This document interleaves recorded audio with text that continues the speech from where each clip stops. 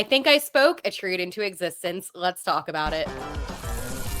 Hey, this is Brandon Chen. Subscribe to Locked On Blues. You're Locked On Blues, your daily podcast on the St. Louis Blues. Part of the Locked On Podcast Network, your team every day. And welcome back to Locked On Blues. I am your host of Locked On Blues, Haley Taylor Simon, talking to you all things about our St. Louis Blues here on the Locked On Podcast Network, your team every day. Today on Locked On Blues, I'm going to talk about P.O. Joseph being traded. Tyler Tucker is called up, and it is Florida time for those Florida Panthers, the Tampa Bay Lightning, the Detroit Red Wings. They're not Florida, but there is a big road trip ahead.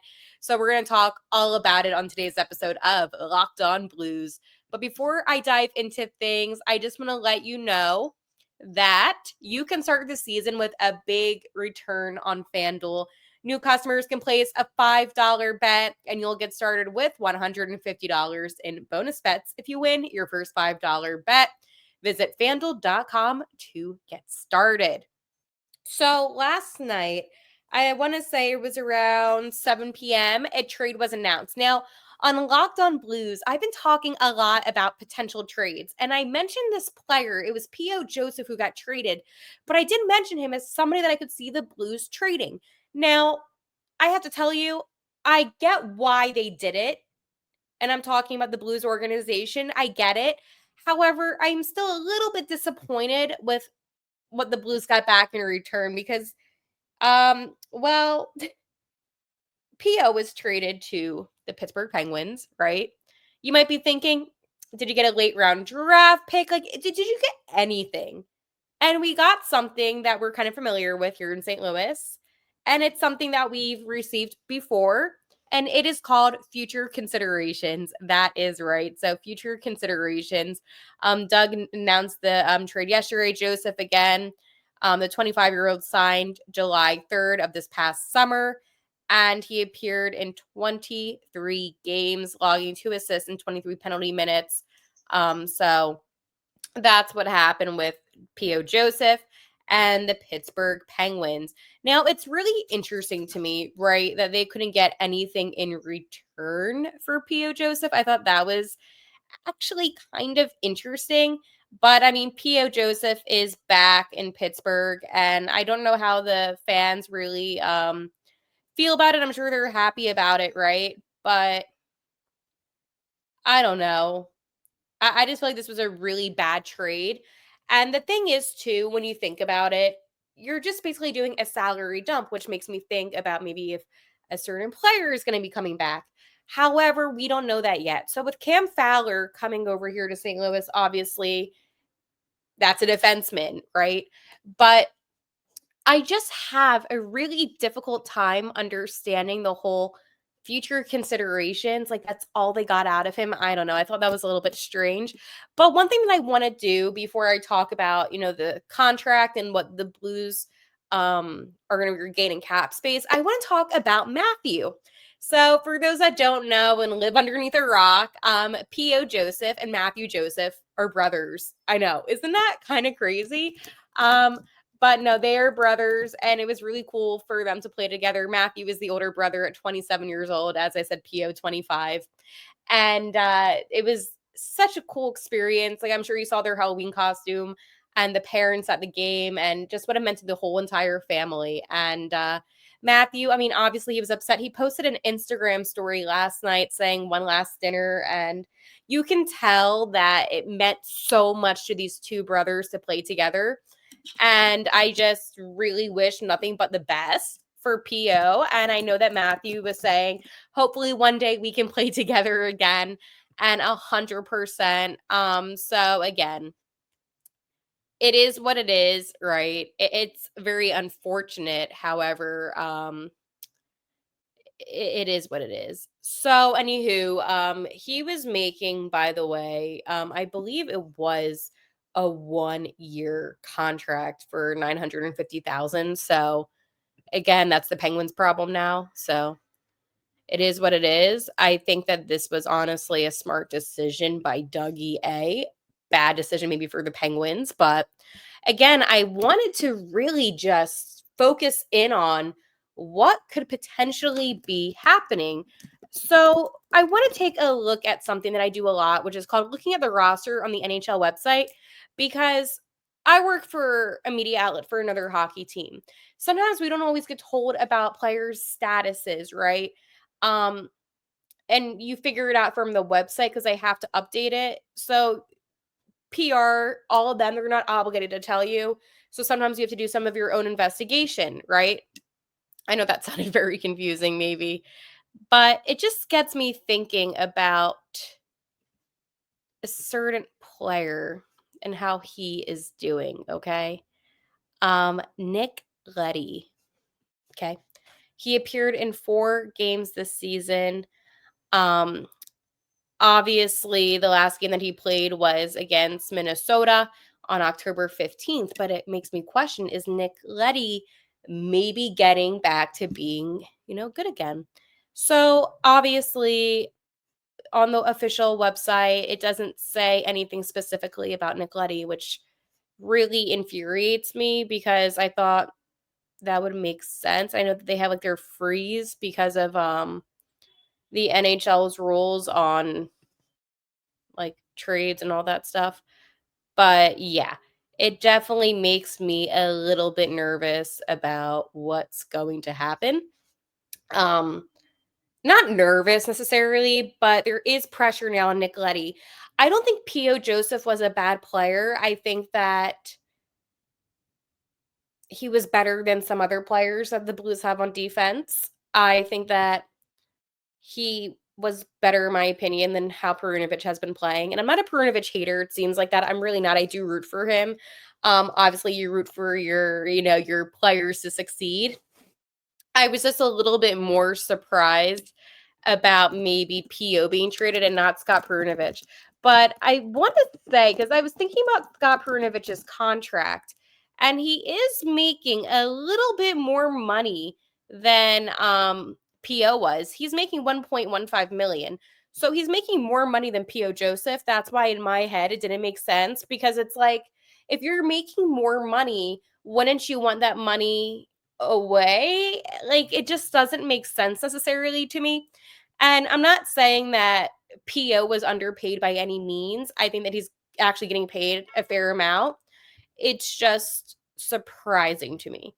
But again, like Doug Armstrong, he's obviously doing things and he's not afraid to make moves. I mean, the Blues have been in the media for a really long time since this offseason with moves that they made, even getting Tex DA the day of the draft. I mean, they have really been out there in the headlines making moves. And for me, as a fan, I think it's one of those things where it gets me excited because it's like, okay, well, clearly management wants this team to have a successful season. And even though the season hasn't really been what they've wanted, it seems like they're taking the steps in the right direction to get that.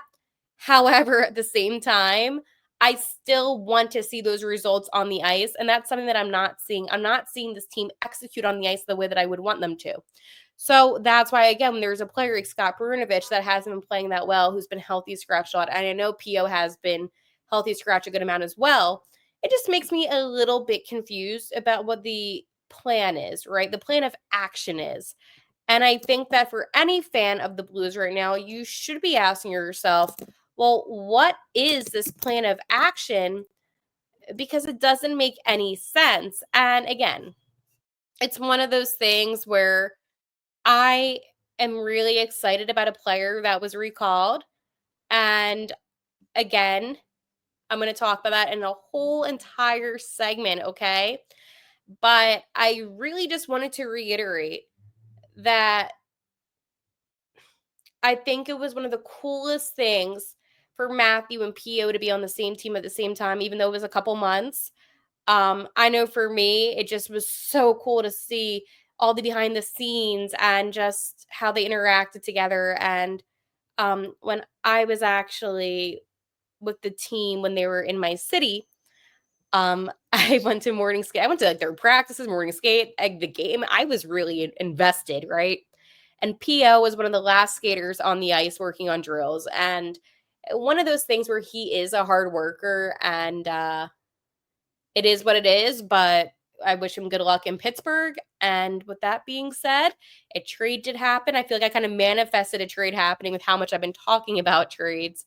But there's something else that I want to talk to you about, and that is my friends over at PrizePicks. Today's episode is sponsored by PrizePicks. If you love sports, you're going to love PrizePicks, the best place to turn your sports knowledge into real money. Whether it's hockey, football, or any of your favorite sports, PrizePicks makes it easy to get in on the action. You can now win up to 1,000 times your money on PrizePicks. Plus, this holiday season, they're giving away $30 million in rewards during PrizePicksmas and offering 2 free picks in December. And when your pick hits, PrizePicks makes it easy to cash out. You can get your money in as fast as 15 minutes. This week on PrizePicks, I'm eyeing the hockey board, looking at Jack Hughes for more than 4 shots on goal and Panarin for more than 1 assist. It's so simple to make picks and have fun with friends while potentially cashing out fast. Download the app today and use code LOCKEDONNHL to get $50 instantly after you play your first $5 lineup. That's right, $50 instantly. PrizePicks. Run your game. So obviously with P.O. Joseph being traded, the Blues, they made a decision to call up somebody that is on the Springfield Thunderbirds. And it's so ironic, right? Because I was just talking about the T-Birds and I was just talking about this player literally in my last week's episode when I did some prospect talk. And it is Tyler Tucker. So I have always been a huge supporter of Tyler Tucker. I mean, when I see the T-Birds play, I'm a big AHL person, so I love talking AHL. Anywho, he is one of the most hardworking players on the team. He did fantastic last season for the Thunderbirds, and even his time here playing for the Blues. And obviously, he got the call up, and I think he deserves it. 24 years old, okay? He's still young. He played in 19 games with the T-Birds this season with 10 points, 4 goals, 6 assists, and 39 penalty minutes, okay? So here's the thing. He has dressed for 52 NHL games with 6 points, 2 goals, and 4 assists, and 73 penalty minutes. And I think that the thing for me is, and this is something where maybe you might agree with me, maybe you might disagree with me. I don't necessarily know.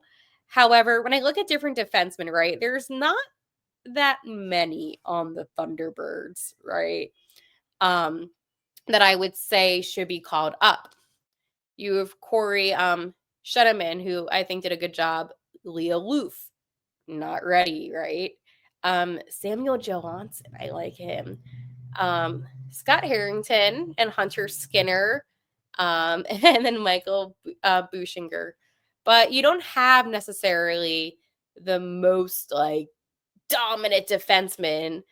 And that's like one thing that I really do like, though, is that the thing about the T-Birds is you really, get to see these guys in a level where maybe it's not as competitive, but you can kind of see what they can showcase and display.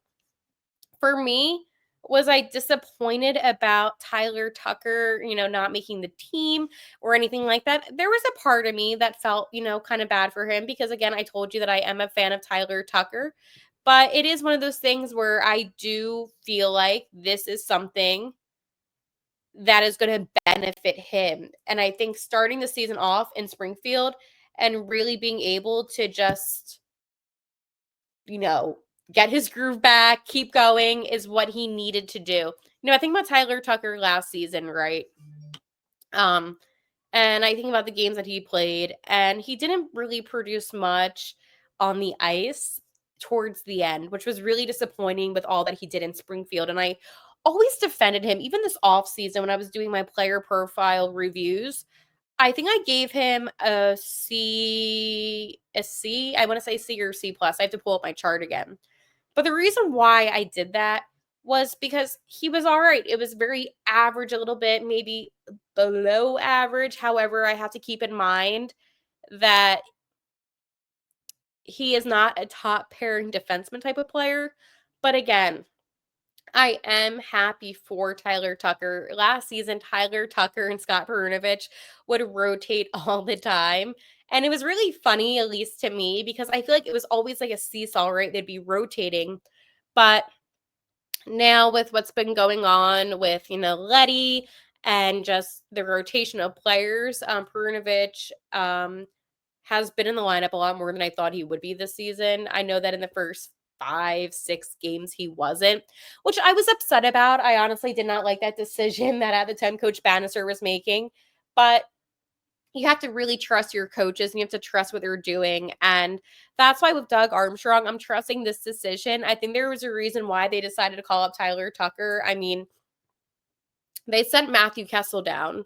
So they had everything in their power to call up Matthew Kessel, but they didn't. They called up Tyler Tucker, which shows me that they want to give him a chance and they want to see what he can do. So this is a big test for Tyler Tucker because, as I said, they could have called up Matthew Kessel, but they didn't. So, at least to me, in my opinion, when I'm thinking about Doug Armstrong, he is such a big believer in some of these younger players. He really is. I mean, the way that he talked about Zach Bolduc just goes to show that he really wants the young guys to succeed and find success.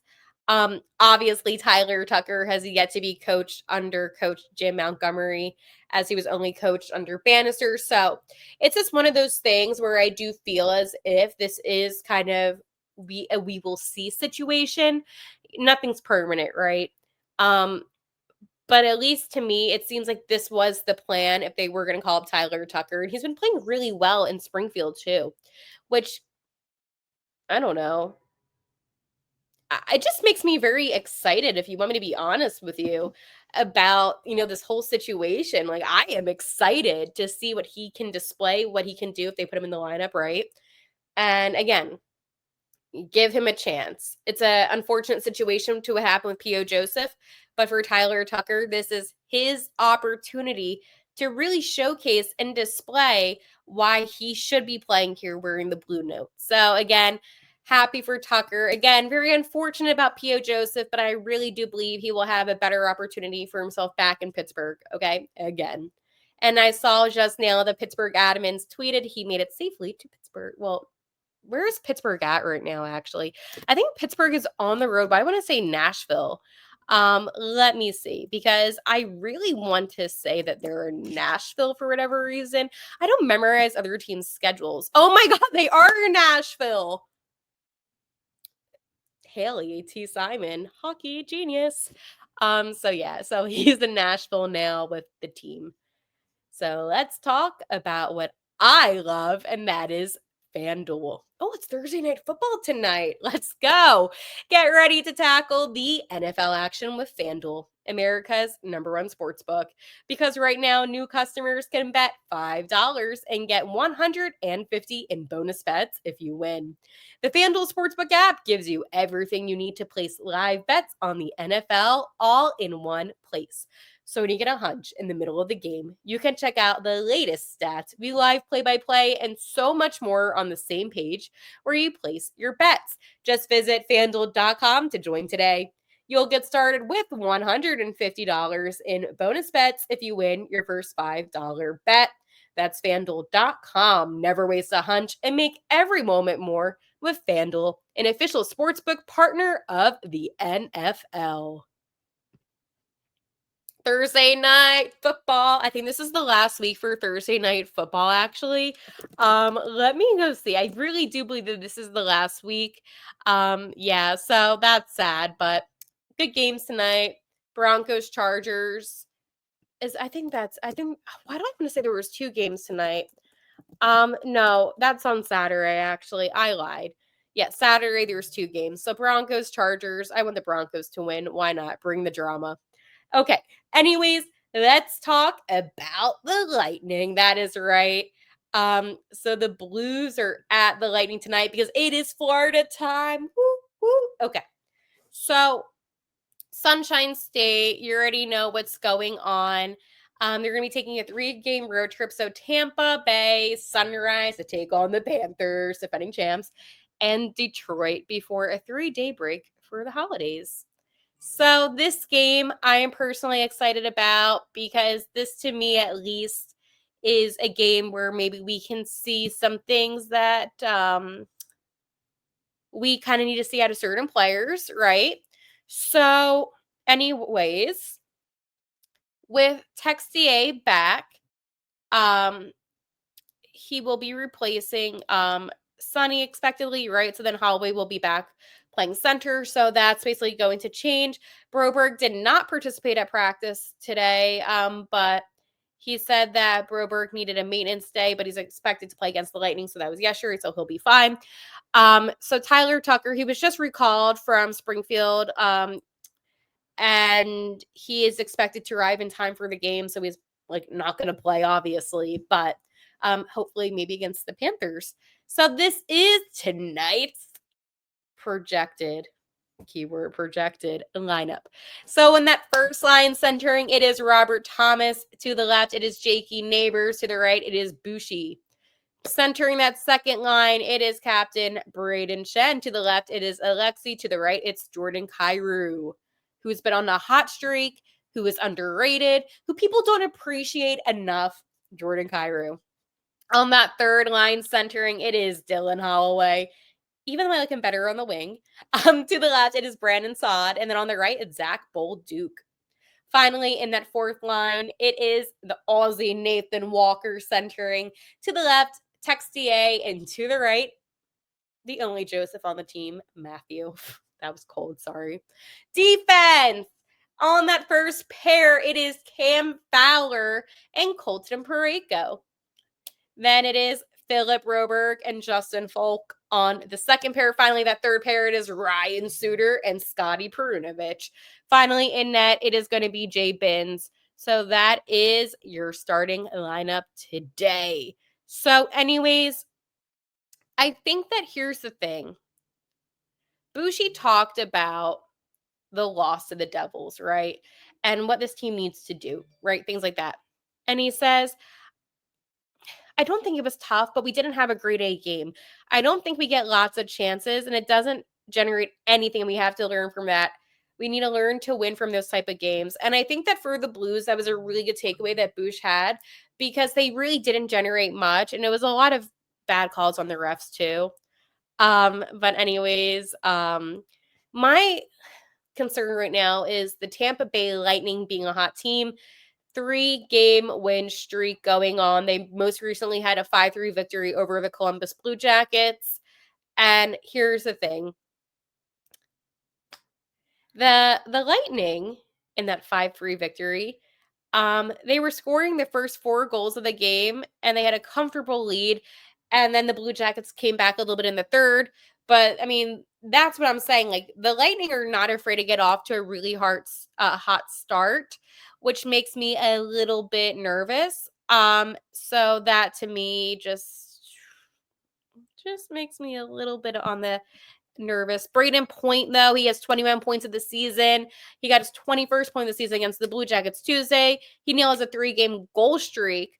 And again, Braden Point is always one of those players I have to be a little bit nervous about. The Blues, by the way, are 5-1-1 on the road since Coach Montgomery did take over. So I think that is something that's really cool because it's the third most road wins and points in the NHL since November 25th. So Washington, Utah actually have more than that. And then Robert Thomas shares third in the NHL with 11 road points. I'm telling you, the Blues are a much better road team than people think. So I know the game's probably going on as you're watching this, or it's after the game. So that's why I don't like doing too much like pre-game stuff. Just a way for you to know in case you didn't. But I really do hope that this team's able to find success tonight. And like always, let's go Blues. Oh, I didn't give you my prediction. I think the Blues are going to, I don't usually say the losses. So I'm just going to end it anyways. Let's go Blues.